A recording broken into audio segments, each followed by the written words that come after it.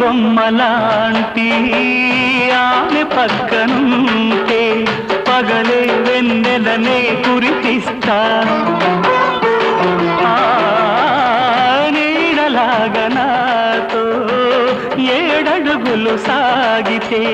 ఇలలో స్వర్గం నే సృష్టిస్తా రసరమ్యం ఆ రాగ విలాసం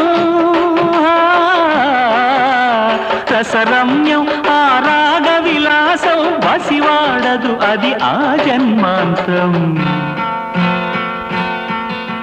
అందమైన నా ఊహల మేడకు ఆవిడమణి దీపం అంది అందని నాశలకు ఆమె ప్రతిరూపం ఆ తలపే